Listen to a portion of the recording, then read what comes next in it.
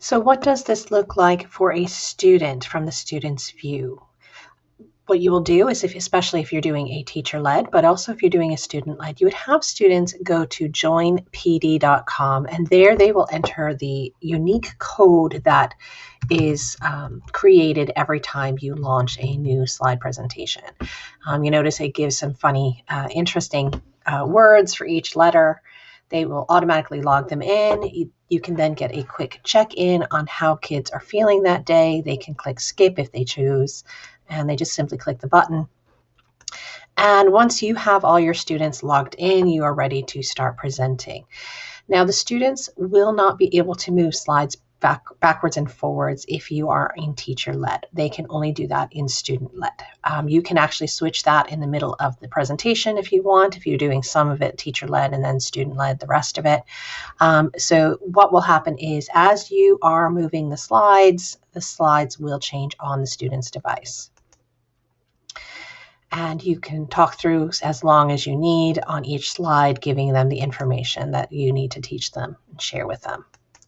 Now, when it comes to interactive slides, the slide will look a little different on the student's screen than it does on yours. In this case, you'll see this purple bar has appeared that we did not see in our regular presentation. The students can then move it and drag it to where they want it to be, where are they feeling their stress check for today, and they can leave it there. There's nothing else that they need to do. They just simply drag it into place and leave it. The teacher can then lock the screen if they wish, if they no longer want to take answers, or just leave it as it is. And when the teacher changes the slide, the student will not be able to go back to it anyway. In this case, we have a drag and drop, so they're literally dragging and dropping the icons where they need to go. In this case, testing our continents. And if a student makes a mistake, you will actually be able to go back in your teacher dashboard and see who got it right and who got it wrong. We've skipped a slide here by accident. Now, in some slides, we might be asking a question where we want them to type an answer. In this case, the slide will appear on one side of the screen and a text box will appear on the other.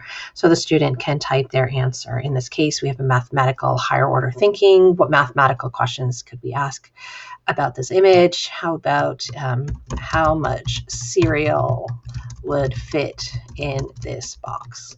And we can leave it there. Again, if the student has another idea that they want to add in, they can click on add another response and add another one, or they can just keep typing their questions in the same box. Again, there is no need for them to click on anything else once they've done their typing. If you are showing responses on your screen, they will appear live as students are typing on your screen. Even the littlest ones can participate. In this case, we have handwriting or writing our letters. You can use the hot pencil, the highlighter line. You can create a text box. There's even an eraser there. You can change the color of your pen that you want to use. If students are using a touch screen, they can write directly on the touch screen.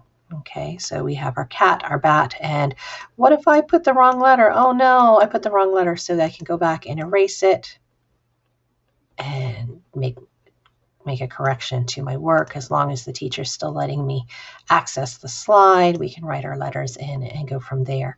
There are a variety of drawing slides that students can draw on, and it would be very similar to this, but in some cases it's drawing a picture or a mind map or whatever it is that you want. Then we can also design our own slides. So you can create a slide and use the tools built in. And so in this case, I've created my own Pear Deck multiple choice question. I have my question here. They can see the answers, and then they select the one that they want as the correct answer. If you didn't know, this Tuesday is International Women's Day. If the student says, oh no, I think I've got the wrong answer, they can go back and change it as long as you have not locked that slide.